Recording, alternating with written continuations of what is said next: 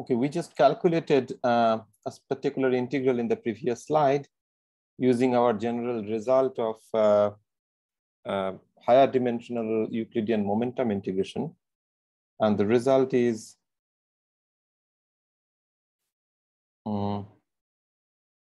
I1 d comma a is equal to ddl over 2 pi to the power d L square plus m square to the minus a, and it is given by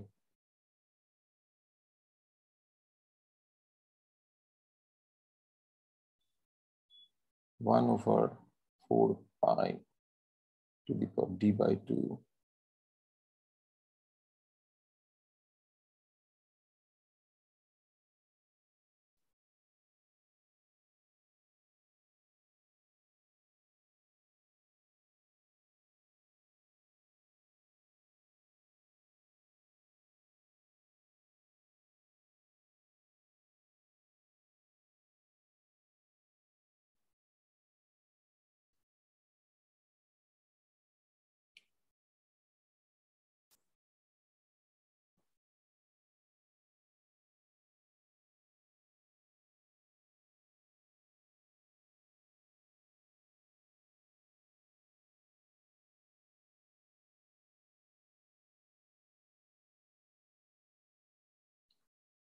And now let us define I1 of d to be I1 of d comma a equals 1, which is the same integral with a equal to 1.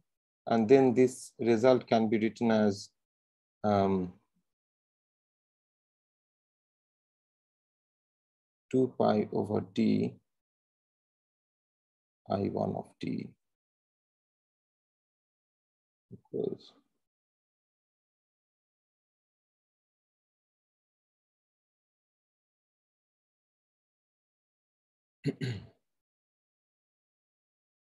pi to the power d by 2 m square d by 2 minus 1 comma 1 minus 2. So let us focus on this particular case, a equals 1.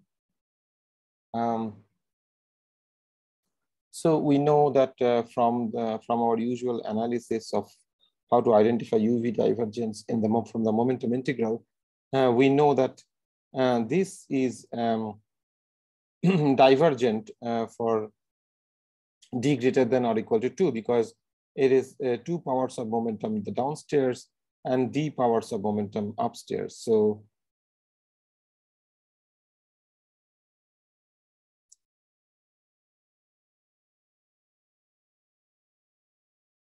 let me draw this. This is a complex d plane. So this is 2. This is d equals 4. So the region of the domain of convergence is d less than 2. So, okay. So that is where this converges. 0 less than d less than 2. This is convergent. And but if you look at the result here, so let me make some space.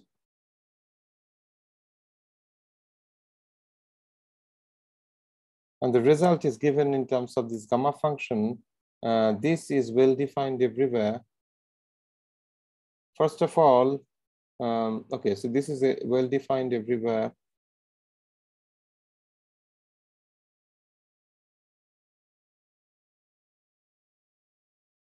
In the complex D plane, except for simple poles. That's a property of gamma function. Simple poles at 1 minus d by 2 equals 0, minus 1, minus 2, and so on. And this implies d equals 2, 4, 6, So when we count the superficial degree of divergence, we look at a particular corner of the momentum integral, and we figure out how this is going to diverge. So by inspection of this integral, we know that this is going to be convergent only for d between 0 to 2, I mean greater than 0, less than 2. But that is how much we can conclude from this expression by inspection. But the explicit evaluation of this integral, which allows us to write the result in terms of gamma function, this allows us to analytically continue that result to the entire complex D plane, where we see that this result I1 of D can be made well defined. I mean, everywhere in the D plane except for certain simple poles on when D equals 2, 4, 6, etc. on the real line. So except for this points, everywhere else, the value has been analytically continued.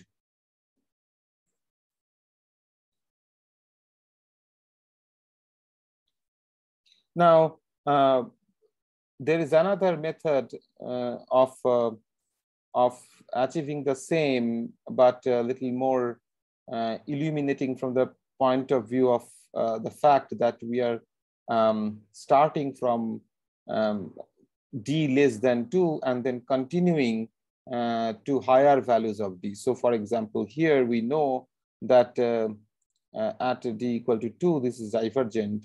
But then if you complexify D, then you can go to higher values of D, so that you can extend the expression to higher values of D, and you will hit a singularity again at T equals 4.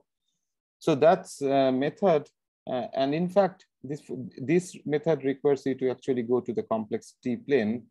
But the method that I'm going to talk about now, which is very useful and widely used in this context, it's called partial P. And that was this argument was given by Hooft and Veltman.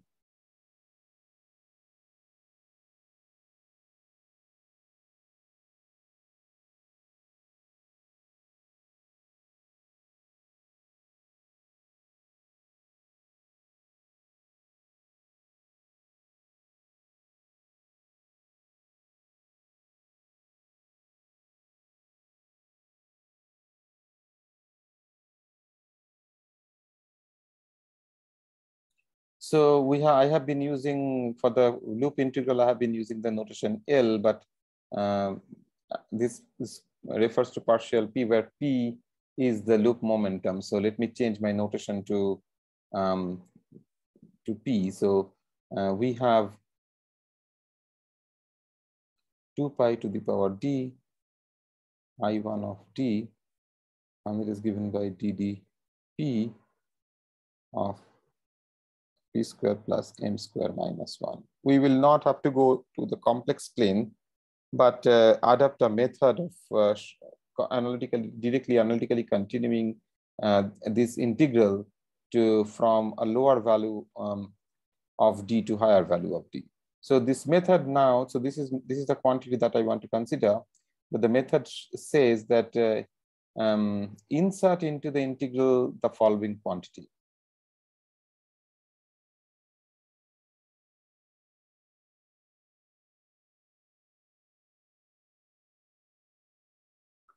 One over D del P mu del P mu. So when you take derivative, this mu is summed over. So del P mu, for each value of mu, it gives you 1. And since mu runs over D values, it will give you, total will be D, and 1 over D makes it 1.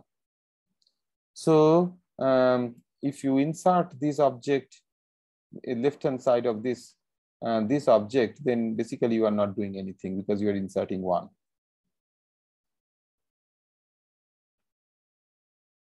If you do that, then we get 1 over d integral d dp del p mu p squared plus m squared minus 1. Now, if you do integration by parts, then you would get 1 over d integral d dp p mu del p mu of p squared plus m squared inverse, plus a surface term, the boundary term. This surface term will look like this: d dp del mu of p mu p squared plus m squared inverse. And then, since it's a total derivative, it will go to the boundary. The boundary is the mod p going to infinity, and it will look like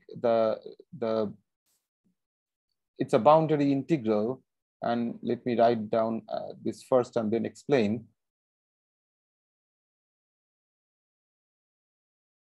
The result must look like this, where this is the surface integral.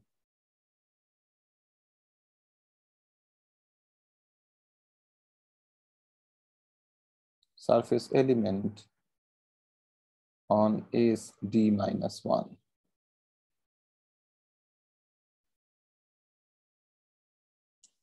And okay, so of course this is a vector, so there's a d minus 1 dimensional sphere is the boundary with infinite radius.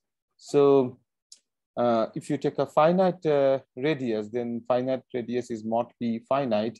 So so you take the d minus 1 dimensional sphere with radius mod p. Then on that sphere you have a surface element. So there is a sphere, and you have a surface element on that, which is a vector quantity. And since it's a vector, you have to be the integrand is a vector that should be contracted with the integrand. Now, this p to the power d minus 1 is to match the dimensionality of this integral. It's a d-dimensional integral, and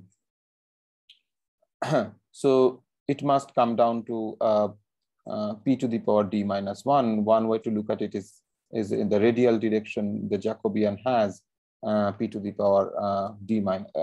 The measure has the p to the power d minus 1 factor for the radial direction.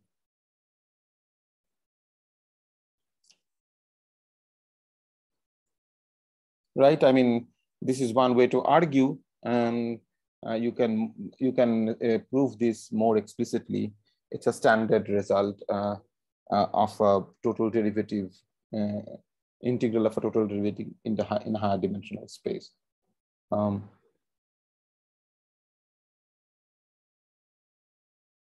And you see this original integral. So just ignore this factor. Look at this original integral that we had.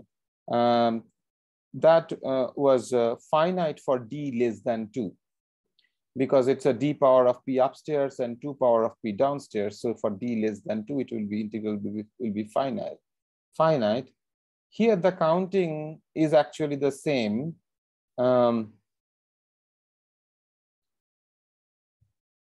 So here you have again d power of momentum upstairs and 2 power of momentum downstairs. It is because of this measure factor that you have. So you have a derivative of a quantity which is 1 over p square downstairs, but upstairs there is 1 factor of p. So the counting, the large momentum, the power counting is actually same here and here. So if whatever region for D, whatever the region of convergence, it applies here as well. So that means this will go to 0. This surface element will go to 0. This surface integral will go to 0 for D less than 2.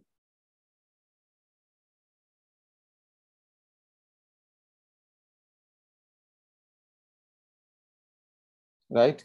Simply because we are taking the limit p going to infinity. We have a p to the power d upstairs and p squared downstairs. For d less than 2, we have more powers downstairs. So in the p going to infinity limit, it will go to 0.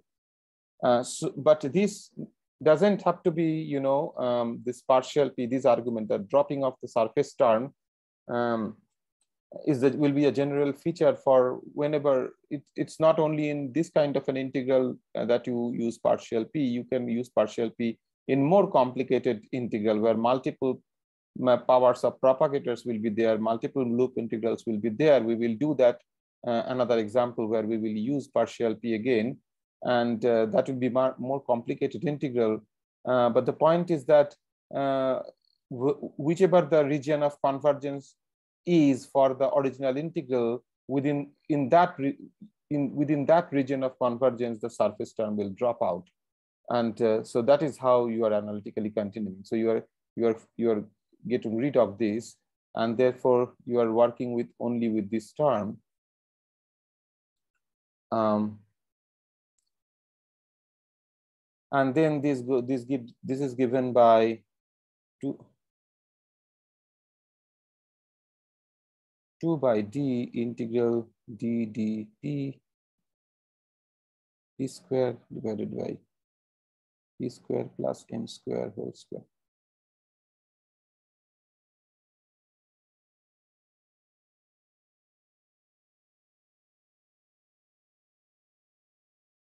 And then you write the same thing in this manner.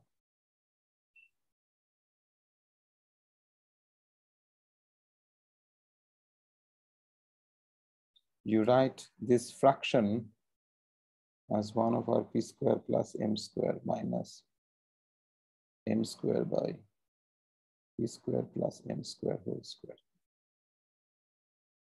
And the first factor is nothing but the original integral that we started out with. So this is this integral.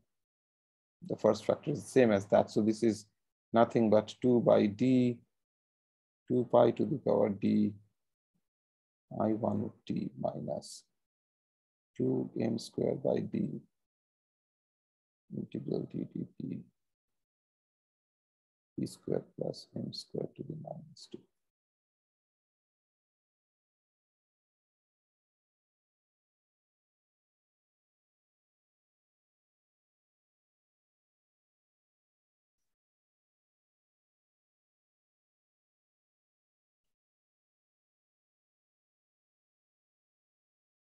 Now combining this, you can take this term to the left-hand side, okay, and then arrive at this following result: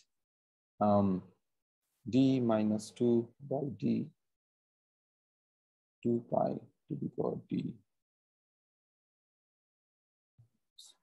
2m square.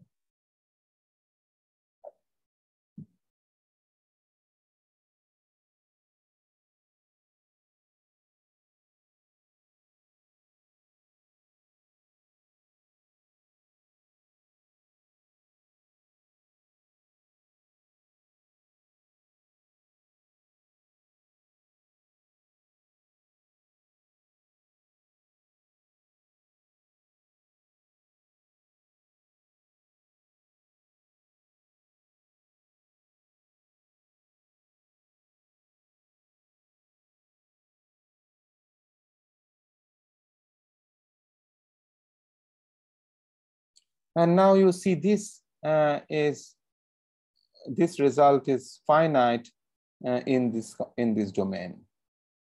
So the domain has been extended from 0 to 2 to 0 to 4, and at d equal to 2, the domain was initially between 0 and 2, but in that form of the integral, it was not clear. That this can make sense beyond d equal to 2. The problem is only at d equal to 2, but it can make sense beyond d equal to 2. This is what we saw here by explicitly calculating it in a straightforward brute force method. But here is an argument which makes it, which guarantees that this is what is happening. So beyond d equal to 2, there is a definition. It can be this quantity can be extended beyond d equal to 2. However, at d equal to 2, there was a problem. Earlier, in the earlier form, we couldn't even see beyond d equal to 2. We said that, you know, it is defined between 0, d equal to 0, between 0 and 2. At d equal to 2, we of course necessarily had a problem, but we did not know that we could define the same thing beyond d equal to 2 and extract the problematic part at d equal to 2 explicitly as a pole.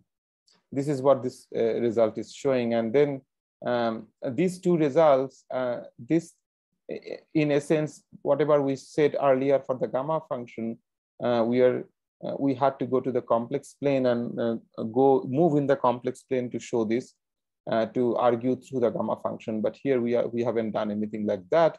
We are keeping d real on the real line, but we are using this partial p technique to do that.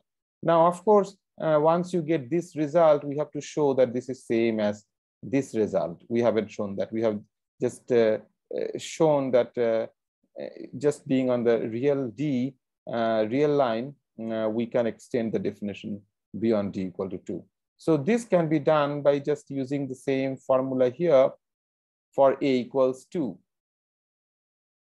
So if you use the same formula for a equals 2, then you will get minus 2m squared by d minus 2, pi to the power d by 2, m squared to the power d by 2 minus a, which is 2, then gamma a minus d by 2.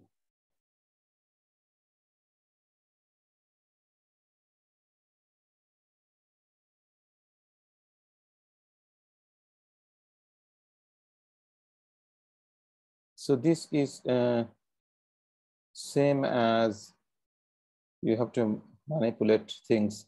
So pi to the power d by 2, m squared to the power d by 2 minus 1, m squared and m squared to the power minus 2 here, and then 2 by d minus 2. Gamma 2 minus d by 2 can be written as 1 plus, this is 1 plus 1 minus d by 2. And gamma 1 plus z is z gamma z. So 1 minus d by 2 times gamma 1 minus d by 2. So these two factors will cancel with this minus sign, because this is going to be 2 minus d by 2. So the result will be pi to the d by 2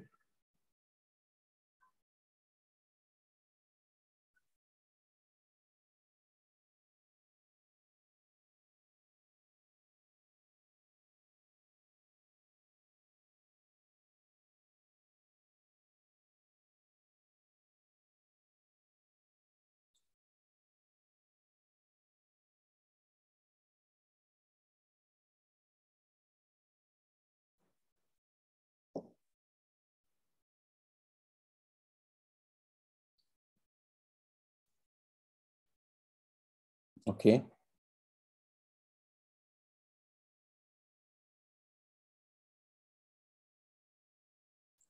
Now I will work out a few more such integrals. So let me start the new one, the next slide. So let me end this one here.